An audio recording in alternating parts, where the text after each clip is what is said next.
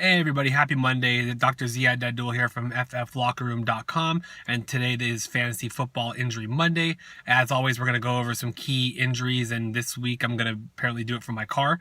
Got caught up in some meetings and some patients today, and so just try to squeeze it in, give you guys all the information you need. So basically what we're going to do today is we're going to talk about the pup list. That seems to be the biggest the biggest thing progressing at this point in time now. And so we've heard some big names along the lines of Julian Edelman, Thomas Rawls, Sammy Watkins, all officially taken off the PUP list, which is the physically unable to perform list. And so there was all precaution heading into the preseason anyways, but it's nice to see these guys before the first preseason game be back and in practicing, looking healthy. Edelman looked very, very healthy at his first practice.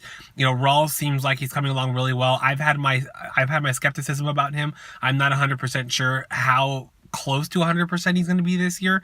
I think he has an opportunity maybe later in the year to kind of fall into shape and kind of be back to where that ankle will allow him to move a little bit more freely and not restrict his mobility so much. But it's still a tough injury to come back from. So I feel really, really good about Edelman, and to a certain regard, I feel pretty good about Sammy Watkins as well. The fact that he's back, I've had my skepticism about him as well, but the fact that he's back this early and he's got a full 3 or 4 weeks now to get his feet under him, to get his conditioning in, and as long as he doesn't have any setbacks coming off that foot fracture, I think he'll follow kind of similar in line to what Edelman did, and be back to running, cutting, sprinting, pushing off, all the things that that make him the dynamic beast that he is on the outside. And so I think I feel a lot more comfortable with Sammy Watkins now, and I think you look at his ADP, and if you're drafting him somewhere in that range, I think he's pretty safe, becoming a safer bet. I don't want to say safe bet, but he's becoming a much safer bet.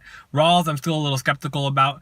I still think he's one of those guys that's going to get the majority of the carries for them, especially early on, since he's the only one back from last year, really. But he's got some competition. There's a lot of young guys there that are pushing him for carries, and so we'll see where that goes. This week, we're going to look to see about Jordy Nelson. We're going to look to see about Dion Lewis. Those are two of the bigger names that we haven't seen taken off the list yet. It's expected that Jordy Nelson, after dealing with some patellar tendonitis on his uninvolved side, so on the opposite leg that he tore the ACL on, he was dealing with a little bit of patellar tendonitis. And if you read my injury pattern recognition article, you'll know that seeing things that come along after the fact on the opposite side when they come off such a big surgery, I'm not a huge fan of. It makes me a little worried, but at the end of the day, he's had some issues in the past, and so it wouldn't surprise me if he's just having a little bit of a compensatory issue on the uninvolved side. A little riskier with him because he's kind of a round 2, early round 3 projected ADP right now, and so Nelson is a little bit more worrisome only because of where you're drafting him. But I don't think I'm worrying about him moving forward. He's not a burner or a guy that's going to change direction on you and cut and plant and all those things. He does those things, but that's not what he relies on, and so I'm not as worried from that standpoint. So I still feel pretty good about Nelson. I felt pretty good about him all off season, and nothing has changed yet. I'd expect him to come off the physically unable to perform list sometime soon. Dion Lewis is another case. He's about 9 months post ACL reconstruction. He, on the other hand, is 100% reliant on his ability to change direction, juke people, cut, plant, and push off on a dime.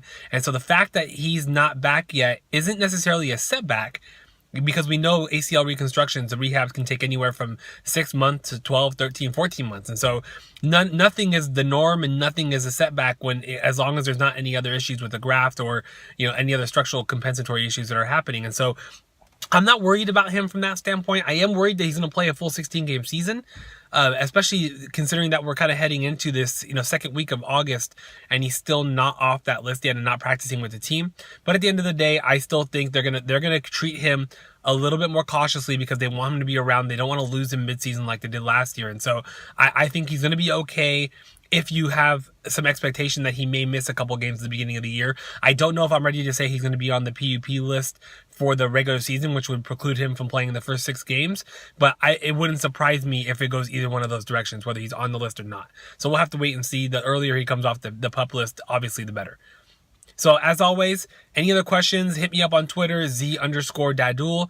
If you have any questions about anything else, you want to go see our content, go to fflockerroom.com. You can see all of my injury reports. You can see all of my injury strategy articles heading into your draft season. Know who to draft, who not to draft, that kind of thing. So until next week, see you guys next Monday. Have a good week.